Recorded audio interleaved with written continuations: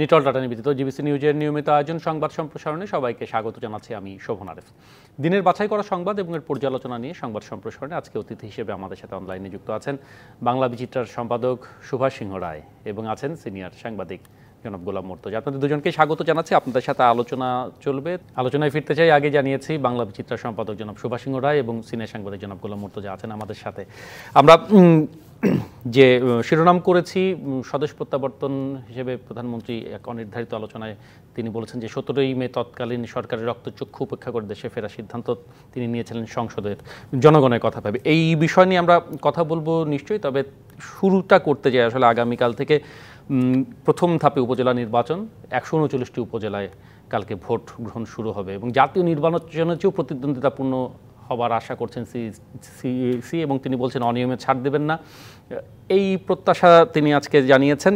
শুরুতে গোলাম মুর্তজা আপনার কাছে যদি আসি, যে মানে যতটা গুরুত্ব কমিশন দিচ্ছে সেই অনুযায়ী ভোট তো সুষ্ঠু এবং সার্বিকভাবে ভালো হবার কথা। আপনার কাছে আপনার প্রত্যাশা কি এই নির্বাচন নিয়ে? ভোটার উপস্থিতি নিয়ে সাম্প্রতিক সময় নির্বাচনগুলো অনেক আলোচিত সমালোচিত হয়েছে, আগামীকালের নির্বাচন ঘিরে আপনি কি মনে করছেন? ধন্যবাদ আপনাকে। সিইসি তার জায়গা থেকে যে কথা বলেছেন, সিইসির জায়গা থেকে সেই কথাটাই স্বাভাবিক। সিইসি বাংলাদেশে একটি উপজেলা নির্বাচন অনুষ্ঠিত হতে যাচ্ছে, প্রথম ধাপের নির্বাচন। তিনি সারা দেশে উৎসাহ উদ্দীপনা দেখছেন, সেটা তার অবস্থান থেকে দেখাটাই স্বাভাবিক এবং তিনি সেটা দেখবেন, তিনি সেটা বলছেন। আর আমরা সংবাদকর্মী হিসেবে যেটা দেখছি, বাংলাদেশের নির্বাচনী যে বিগত কিছু বছর ধরে, বিগত 2014 সাল থেকে যদি ধরি, তাহলে আমরা যেটা দেখছি একটি হচ্ছে জাতীয় নির্বাচন আর একটি স্থানীয় সরকার নির্বাচন। জাতীয় নির্বাচনগুলো আমাদের এখানে যখন সামরিক সরকারগুলো ক্ষমতায় ছিল তখন জাতীয় নির্বাচনগুলো ভয়াবহ রকমের প্রশ্নবিদ্ধ ছিল। জাতীয় নির্বাচনগুলোতে মানুষের ভোট দিতে হতো না, কিন্তু ভোটের বাক্স ভরে যেত। আমরা হ্যাঁ না ভোট দেখেছি, মানুষকে ভোট দিতে হতো না কিন্তু হয়নি, কিন্তু ভোটের বাক্স ভরে গেছে। এই রকম একটা অবস্থা ছিল। একই রকমের চিত্র আমরা 2014-18-তে দেখেছি। 24-এর চিত্রটা আরেকটু অন্যরকম, ভোটের যে চিত্র। কিন্তু এই জায়গাতে সামরিক সরকারগুলোর সময়ও আমাদের স্থানীয় সরকারের যে নির্বাচন, সেই স্থানীয় সরকারের নির্বাচনটা সত্যিকার অর্থেই একটা উৎসবমুখর ছিল। সত্যিকার অর্থেই জনগণের ভোটে স্থানীয় সরকারের প্রতিনিধিরা নির্বাচিত হতেন। সেই রকম একটা জায়গা আমাদের জাতীয় নির্বাচনের মতো পর্যায়ক্রমে সেই জায়গাটা ক্রমশ হারিয়ে গেছে। এখন আর সেই জায়গাটা অক্ষুণ্ণ নেই। আমরা জাতীয় স্থানীয় সরকারের নির্বাচনকে দলীয় ভাবে নির্বাচন করার সিদ্ধান্ত নিয়েছিলাম। কেন নিয়েছিলাম তারও খুব পরিষ্কার ব্যাখ্যা নেই। আবার সেই দলীয় অবস্থান থেকে আমরা সরে আসলাম, কেন সরে আসলাম তারও কোনো পরিষ্কার ব্যাখ্যা নেই। আমার মনে হয়েছে আমি স্থানীয় সরকার নির্বাচনকে দলীয়করণ করেছি, আবার মনে হয়েছে দল থেকে দলীয়করণের জায়গা থেকে ফিরে এসেছি। কিন্তু যে জায়গাটি সবচেয়ে গুরুত্বহীন হয়ে গেছে সেটি হচ্ছে এক ধরনের প্রতিদ্বন্দ্বিতামূলক অবস্থান, বলতে ভিন্ন মতের প্রতিদ্বন্দ্বিতামূলক যে অবস্থান, সেই অবস্থানটি স্থানীয় সরকারের জাতীয় নির্বাচনে যেমন নাই, স্থানীয় সরকারের নির্বাচনেও তেমন নাই। এখন যে নির্বাচনটি হচ্ছে সেই নির্বাচনটি হচ্ছে মূলত আওয়ামী লীগের সঙ্গে আওয়ামী লীগের যদিও দলহীন ভাবে হচ্ছে, তবুও আওয়ামী লীগের সঙ্গে আওয়ামী লীগ। মানে আওয়ামী লীগের মধ্যে আমি যদি একটু শুধু যোগ করি, আওয়ামী লীগের বিষয়টি আমরা কম বেশি সকলেই জানি। আওয়ামী লীগের মধ্যে স্বজন ফ্যাক্টর একটি যেমন আছে, আবার বিএনপির অনেকেই এখানে যোগ দিতে চেয়েছেন। বিএনপির কেন্দ্রীয় সিদ্ধান্তে তারা বহিষ্কৃত হয়েছেন, তো তারপরেও তারা হয়তো নির্বাচন করছেন। সেই বিচারে কি এক ধরনের প্রতিদ্বন্দ্বিতা আপনি দেখেন কিনা, কিংবা এই যে দুইটি দলের দুই রকম অবস্থান এবং সিদ্ধান্ত, সেটি কোনো প্রভাব ফেলবে কিনা? না, নিঃসন্দেহে প্রভাব ফেলে। বিএনপির মতো বড় একটি রাজনৈতিক দল, সেই রাজনৈতিক দলটি কি কারণে সেটা নিয়ে আলাদা আলোচনা হতে পারে, এবং সেই রাজনৈতিক দলটি বা তার নেতাকর্মীদেরকে সে যদি নির্বাচন করতে না করে এবং না করার পরেও কিছু সংখ্যক নেতাকর্মী নির্বাচন করবে, এটা খুব স্বাভাবিক। বিএনপিরও কিছু সংখ্যক নেতাকর্মী নির্বাচন করছেন, সেটা খুবই সংখ্যায় কম। দলের কথা শুনছেন না, দলের কথা একইভাবে আওয়ামী লীগের নেতারাও শুনছেন না। আওয়ামী লীগের পক্ষ থেকে জোর দিয়ে যাদেরকে বলা হচ্ছে যে তোমরা নির্বাচন করবা না, আত্মীয় স্বজন, তারা আওয়ামী লীগের দলের কথা শোনেনি। এই ন্যাশনাল রেয়াজটা সব জায়গাতেই আছে। কিন্তু যে জায়গাটি আমি যে জায়গাটির কথা বলছিলাম যে গুরুত্বহীন হয়ে গেছে, অনেক ক্ষেত্রেই উৎসাহ উদ্দীপনা কমে গেছে, সেটা হচ্ছে যে প্রতিদ্বন্দ্বী না থাকা একটি কারণ, আওয়ামী লীগের সঙ্গে আওয়ামী লীগের প্রতিদ্বন্দ্বী, কারণ সবাই জানে যে যেই নির্বাচিত হোক সেটা আওয়ামী লীগেরই। সেই হিসেবে একটা জায়গাতে হয়তো দুইজন নেতা নির্বাচন করছেন, তার কিছু অনুসারী আছে, আরেকজনের কিছু অনুসারী আছে, সেই জায়গাটিতে একটা ব্যাপার আছে। কিন্তু এখানে যে বিএনপি আওয়ামী লীগ বা অন্য দল কেন্দ্রিক যে একটা অবস্থা, দলীয়ভাবে নির্বাচন হোক বা না হোক, সেই জায়গাটা নাই। এটা একটি ব্যাপার। আরেকটি ব্যাপার হচ্ছে বাংলাদেশের মানুষের এই জাতীয় নির্বাচনগুলো দেখতে দেখতে যে ভোট বা ভোটের অধিকার বা ভোটের গুরুত্ব, এই জায়গাটা বাংলাদেশে 1991 সালের পরে যেভাবে ফেরত এসেছিল, 2009 পর্যন্ত যেই ধারাটা অব্যাহত ছিল, মাঝে বিরতি ছাড়া 15 ফেব্রুয়ারি নির্বাচনের মতো এরকম নির্বাচন ছাড়া, সেই জায়গাটা মানুষের মন থেকে একদম পুরোপুরি ভাবে মুছে গেছে। এখন মুছে যাওয়ার কারণে যেটা হয়েছে যে মানুষ জানে যে আমি ভোট দিতে গেলাম কি গেলাম না, তার সঙ্গে নির্বাচনের কোনো সম্পর্ক নাই, তার সঙ্গে নির্বাচনী ফলাফলের কোনো সম্পর্ক নাই। সেই কারণে এই বিষয়টিকে এখন এই সিইসি যতই দেখুক উৎসাহ উদ্দীপনা, আওয়ামী লীগ যতই দেখুক উৎসাহ উদ্দীপনা, আমি সারা বাংলাদেশের কোথাও উৎসাহ উদ্দীপনা দেখছি না। দলীয় এক ধরনের টেনশন আছে, অরাজকতা আছে, মারামারি হতে পারে, বিশৃঙ্খলা হতে পারে, কিন্তু ভোটের উৎসাহ উদ্দীপনা সেটা আমি বাংলাদেশের কোথাও দেখছি। আপনাকে অনেক ধন্যবাদ গোলাম মুর্তজা। সুভাষ সিংহ রায়, আপনিও জনাব মুর্তজার সাথে একমত কিনা? সেই সাথে সিইসি এবং মাঠ পর্যায়ের প্রশাসনও বলছে যে অনিয়মে কোনো ছাড় দেওয়া হবে না। কি কি ধরনের অনিয়মের শঙ্কা রয়েছে? মানে আমরা যে আইন শৃঙ্খলা রক্ষাকারী বাহিনীর প্রস্তুতির বিষয়টি দেখলাম, সেটি আসলে সাধারণ মানুষের মধ্যে শঙ্কা কতখানি দূর করবে, আপনার মত জানতে চাই। আলোচনাটি খুবই গুরুত্বপূর্ণ একটি আলোচনা, কিন্তু এই আলোচনা তো এই 30-35 মিনিট কিংবা 28-29 মিনিটে শেষ হবার না, আমার মনে হয় 4-5 মিনিটে বেশি দেওয়া সম্ভব না এই বিষয়ে আলোচনার জন্য। পুরো অনুষ্ঠানটির কথা বলছি। আপনি বলছেন সংবাদ সম্প্রসারণ, সংবাদকে সম্প্রসারিত করতে বলা হয়েছে। তা অনেক ক্ষেত্রে তো আমরা ভাবার্থ উপস্থাপন করি, সারাংশ উপস্থাপন করি। এক বাক্যে কি বলে দেওয়া সম্ভব যে বাংলাদেশের নির্বাচনের পরিস্থিতি নাই? তাহলে নির্বাচন শব্দের অর্থটা কি? বয়স তো দেখতে দেখতে কম হলো না, 58-59 বছরে পৌঁছে গেছি। রাজনীতি করেছিলাম একেবারে মন প্রাণ দিয়ে, বাংলাদেশের প্রান্ত থেকে প্রান্ত দেখেছি। আমি তো অনেক নির্বাচন দেখেছি, জাতীয় পর্যায়ের নির্বাচন সারা বাংলাদেশ সফর করেছি, স্থানীয় সরকার নির্বাচনেও যাওয়ার সৌভাগ্য। আমি জানি না, আমার খুব প্রিয় মানুষ গোলাম মুর্তজা, তিনি নির্বাচনের পরিবেশ দেখছেন না কোথায়। তার মানে কি আগে দেখতেন? আগে কখন দেখতেন তিনি আমার নিজেই ব্যক্ত করেছেন।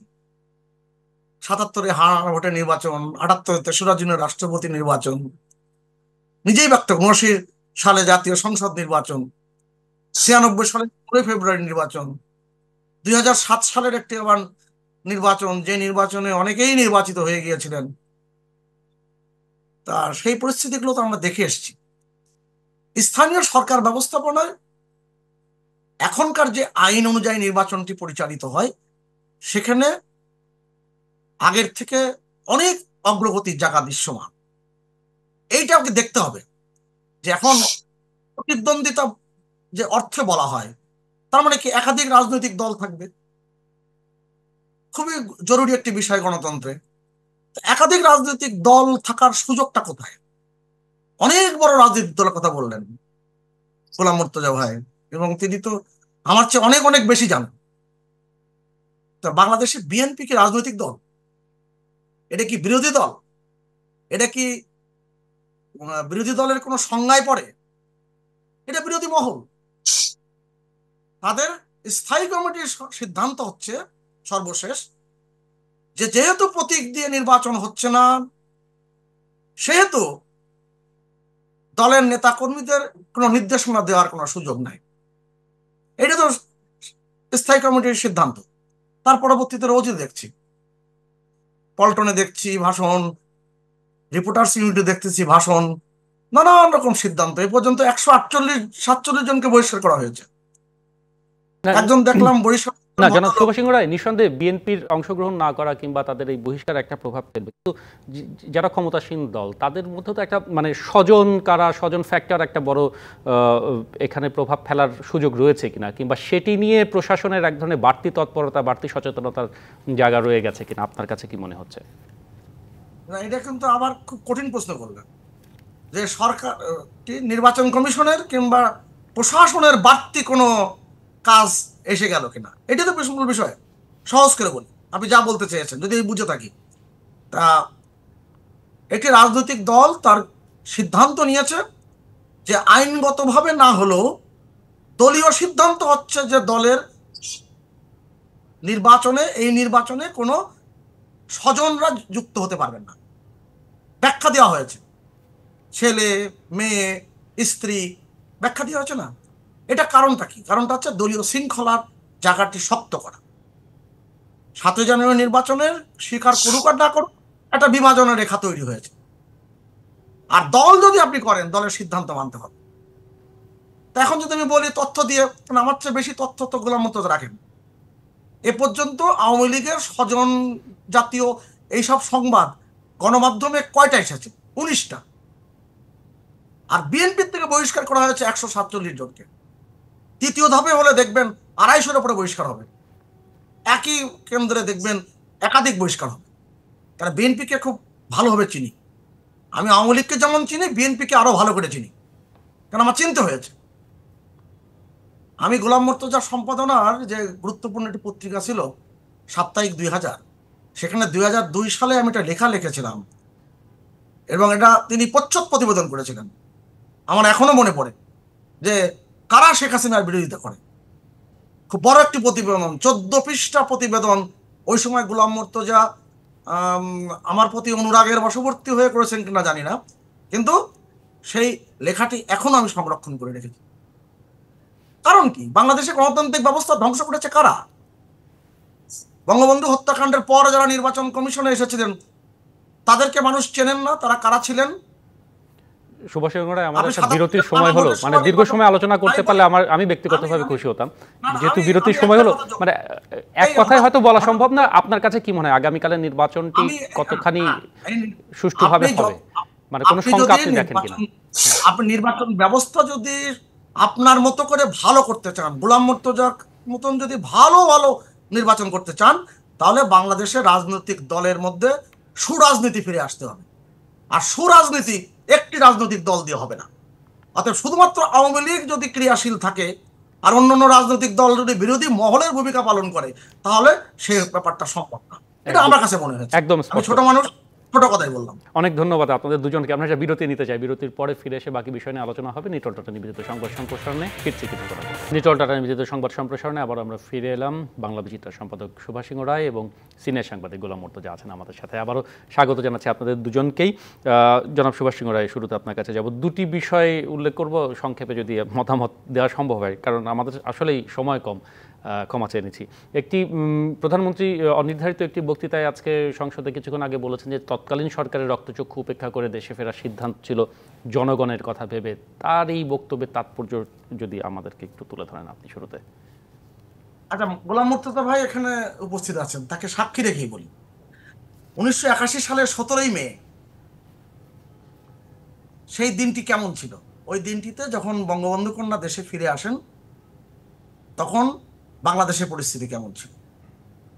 11ই মেতে নিউজউইক পত্রিকা তার সাক্ষাৎকার নিয়েছিল। তাকে জিজ্ঞেস করেছিল, আপনি তো যে কোনো মুহূর্তে বিপদে পড়তে পারেন, দেশে যাচ্ছেন কেন? তিনি বলেছেন, আমি বঙ্গবন্ধুর কন্যা, বঙ্গবন্ধুর আদর্শ বাস্তবায়নে আমার একজন কর্মী হিসেবে আমাকে যেতেই হবে, আর মহৎ কাজ করতে গেলে তো ঝুঁকি নিতেই হয়। 17ই মে বাংলাদেশের যে কটি পত্রিকা বেরিয়েছিল, আপনি সংবাদ গণমাধ্যমের একজন দায়িত্বশীল ব্যক্তি, গোলাম মুর্তজা ভাই তো আমাদের খুবই গুরুত্বপূর্ণ একজন ব্যক্তি। আমি অনুরোধ করব 17ই মে 81 সালের সবগুলো পত্রিকা তিনি যেন দেখেন, হয় প্রথম পাতা না শেষের পাতা। একটি শিরোনাম হয়েছিল, শেখ হাসিনা আগমন প্রতিরোধ কমিটি আপাতত তাদের কর্মসূচি স্থগিত করেছে। কারা কারা ছিল সে আগমন প্রতিরোধ কমিটিতে? তারাই পরবর্তীতে স্পিকার হয়েছেন, বিএনপি শাসন আমলে মন্ত্রী হয়েছেন। তা আমি এই কথাগুলো যদি বলতে যাই অনেক লম্বা কথা। সেই লেখায়, যে লেখায় গোলাম মুর্তজার সম্পাদনায়, ওই আমার সেই লেখাটি, কারা শেখ হাসিনাকে অপছন্দ করে। 2007 সালে 7ই মে শেখ হাসিনাকে লড়াই করতে হয়েছিল 52 দিন, 15ই মার্চ থেকে 7ই মে পর্যন্ত। এবং আন্তর্জাতিক অঙ্গনে এমন কোনো গণমাধ্যম নাই যে মাধ্যমে শেখ হাসিনা এই ফিরে আসার যে লড়াইয়ের শিরোনাম হয়নি। 22 এপ্রিল বিশ্বের 41টি দেশের 151টি শীর্ষস্থানীয় দৈনিকে এই শিরোনামগুলো ছাপা হয়েছিল, সাক্ষাৎকার ছাপা হয়েছিল। আপনি কোন পত্রিকার কথা বলবেন? সমস্ত পত্রিকায় সাক্ষাৎকার ছাপা হয়েছে। তিনি বলেছেন আমি দেশে যাবই। এই হয়েছে বঙ্গবন্ধু কন্যা।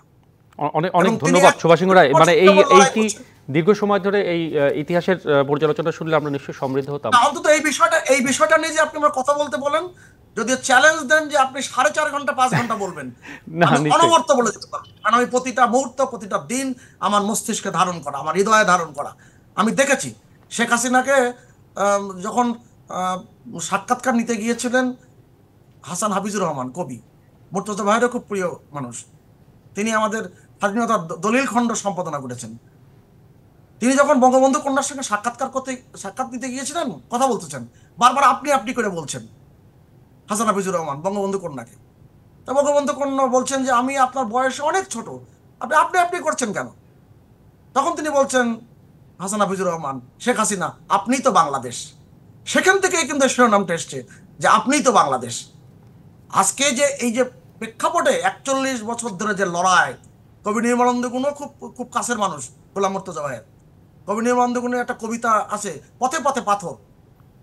তিনি লিখেছিলেন যে শেখ হাসিনা আপনার বেদনা আমি জানি, বঙ্গবন্ধুর স্বপ্নের সিঁড়িতে পা দিয়েছেন মাত্র, পাড়ি দিতে হবে দুর্গমগিরি কান্তার মরুপথ, আপনার পথে পথে পাথর ছড়ান। 21 আগস্টে গ্রেনেড হামলার পর তিনি কবি নির্মলানন্দ বললেন যে আমি তো ভুল লিখেছিলাম, শেখ হাসিনার পথে পথে গ্রেনেড ছড়ানো। অর্থাৎ এই কথা বলতে গেলে অনেক বিস্তৃত কথাগুলো এসে যাবে। কারা তার বিরোধিতা করেছে, এখনো তারা করছে। ওই যে শেখ হাসিনা আগমন প্রতিরোধ কমিটির যে কার্যক্রম, সেটা কিন্তু এখনো বহমান। সেটাই আমি এক কথা বলি। অনেক ধন্যবাদ গোলাম মুর্তজা। আপনার কাছেও এই প্রসঙ্গে জানতে চাইবো, চাইলে আপনি মন্তব্য করতে পারেন। আরেকটি প্রসঙ্গ, সিপিডির আজকে একটি অনুষ্ঠান ছিল, সেখানে তথ্য গোপন করে অর্থনীতি, সিপিডির অনুষ্ঠান না, ডক্টর দেবপ্রিয় ভট্টাচার্য বলেছেন যে তথ্য গোপন করে অর্থনৈতিক সংকটকে আরও প্রকট করছে সরকার, উন্নয়ন ফিরিস্তির সাথে তথ্য উপাত্তের মিল নেই। আপনি এটিকে আসলে কতখানি যৌক্তিক দাবি বলে মনে করেন? দুটি তো সম্পূর্ণ আলাদা বিষয়। একটি হচ্ছে বর্তমান প্রধানমন্ত্রী, সেই প্রধানমন্ত্রীর দেশে ফিরে আসা, একটা বিস্তৃত প্রেক্ষাপট। সুভাষ সিংহ রায় তার খুবই খণ্ডিত অংশ খুব বিচ্ছিন্নভাবে কিছু কথা বলেছেন। বিচ্ছিন্নভাবে বলছি এই কারণে যে এটা এত বড় প্রেক্ষাপট, এটা এত অল্প সময় আসলে এই আলোচনাটা করলে পুরো চিত্রটি পাওয়া সম্ভব নয়। বর্তমান প্রধানমন্ত্রী শেখ হাসিনার ফিরে আসার ওই সময়টা দুই দিক দিয়ে গুরুত্বপূর্ণ ছিল এবং দুই দিক দিয়ে শঙ্কার একটা ব্যাপারটা ছিল। একটা হচ্ছে রাষ্ট্র ক্ষমতায় যারা ছিলেন, খুব স্বাভাবিকভাবেই সেই সময় তারা স্বাগত জানাবেন সেই সময়ের বঙ্গবন্ধু কন্যা শেখ হাসিনাকে। সেরকম প্রেক্ষাপট, সেরকম পরিস্থিতি ছিল না। প্রতিরোধ কমিটির কথা যেটা বলা হচ্ছে সেটাও সত্য। আর আরেকটা ব্যাপার ছিল, আওয়ামী লীগের ভেতরে কিছু সংখ্যক নেতা, কর্মীরা সবাই চেয়েছেন, কিছু সংখ্যক নেতা যেরকম তার ফিরে আসাটা চেয়েছেন, ফিরিয়ে আনার ক্ষেত্রে গুরুত্বপূর্ণ ভূমিকা রেখেছেন, আবার একই সঙ্গে দলের ভেতরেও সবাই শুভাকাঙ্ক্ষী ছিলেন না। প্রেক্ষাপটটা দলের ভেতরেও তীব্রভাবেই ছিল। তো এরকম একটা পরিস্থিতিতে তিনি ফিরে এসেছেন, ফিরে এসে আওয়ামী লীগের নেতৃত্ব দিচ্ছেন।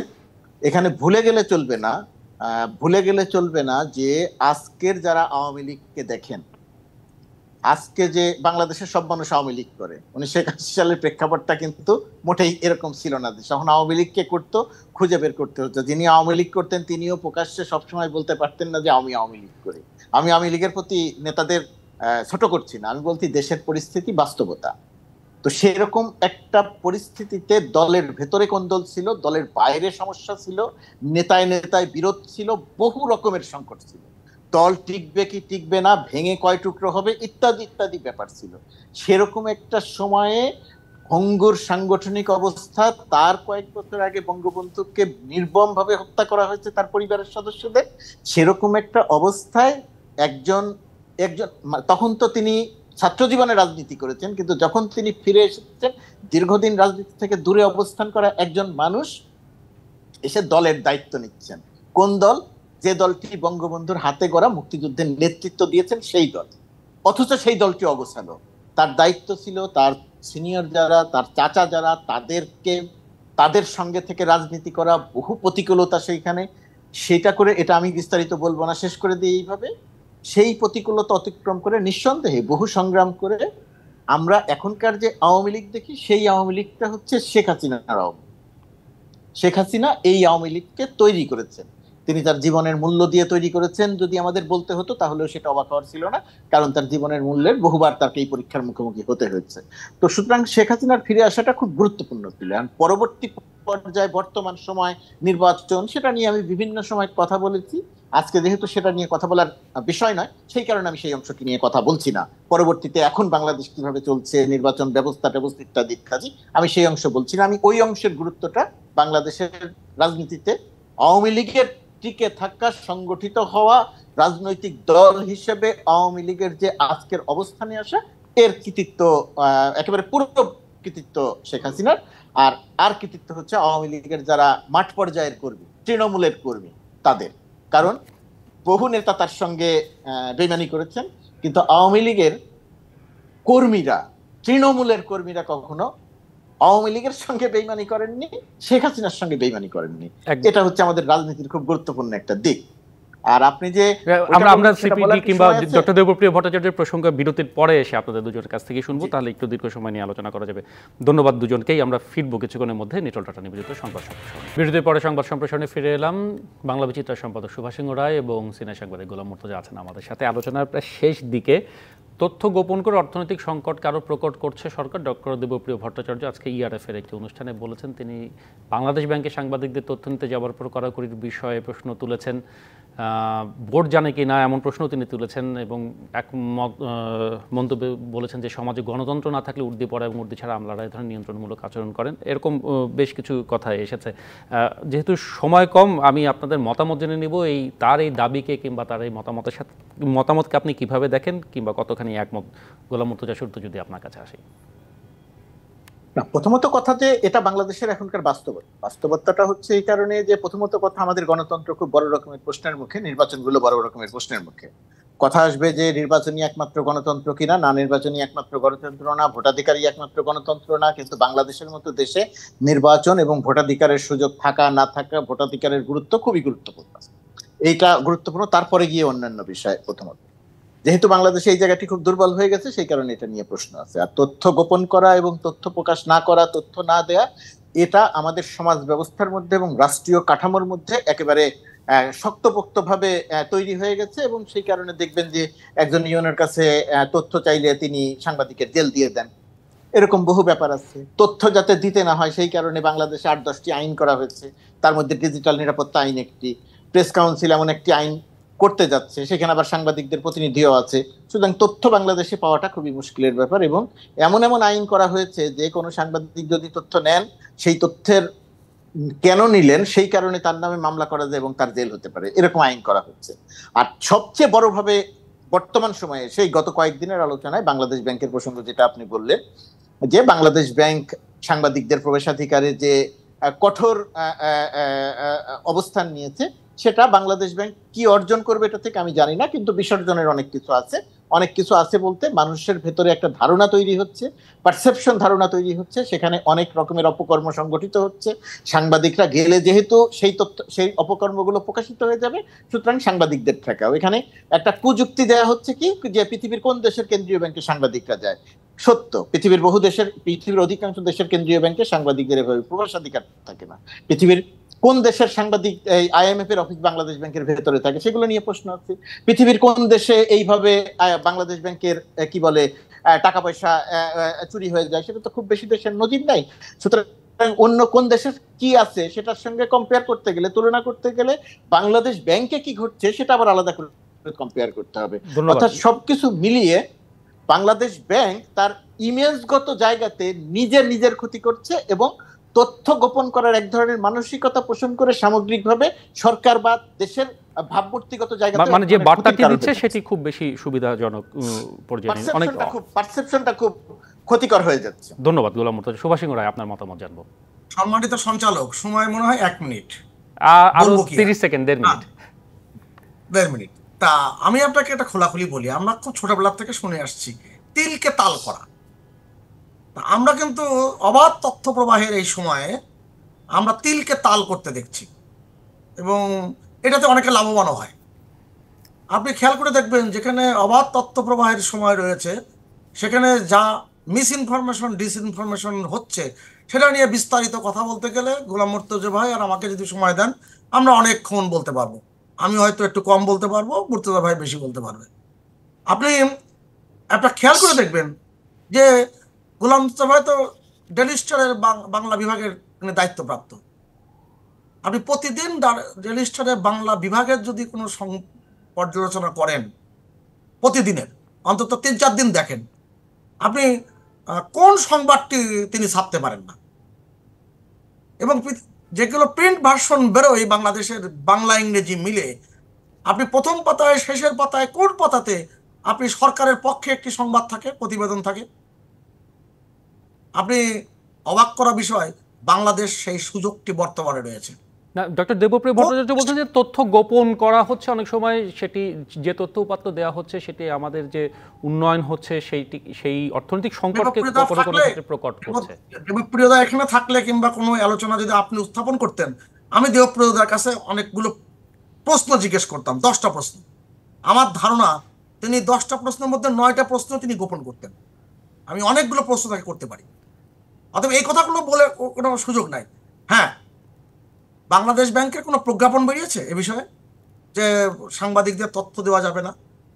একটা মৌখিকভাবে বলা হয়েছে যে বাংলাদেশ ব্যাংকের যিনি মুখপাত্র, তিনি সাংবাদিকদের তথ্য উপস্থাপন করবেন এবং তার কাছে যে কোনো প্রশ্ন করা যাবে, তার কাছ থেকে তথ্য নেওয়া যাবে। আমাদের আজকে সময় একেবারেই কম। গোলাম মুর্তজা তো ঠিকই বলেছেন। আপনি পৃথিবীর কোথাও দেখেছেন পররাষ্ট্র মন্ত্রণালয়ের ভিতরে অন্য কোনো সাংবাদিকতা বলেন, অন্য কোনো সংস্থার কোনো অফিস তৈরি করা? বাংলাদেশে তো সেই সুযোগ বাংলাদেশে রয়েছে।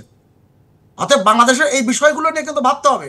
বাংলাদেশ অনেক এগিয়ে এইসব দিক দিয়ে, এই আমি ইতিবাচক অর্থেই বলছি। অনেক অনেক ধন্যবাদ জনাব সুভাষ সিংহ রায়, গোলাম মুর্তজা, আপনাদের দুজনকে ধন্যবাদ জানাই যারা এতক্ষণ আমাদের সাথে ছিলেন। এই ছিল আমাদের আজকের নিটল টাটা নিউজ সংবাদ সম্প্রসারণে। থাকুন।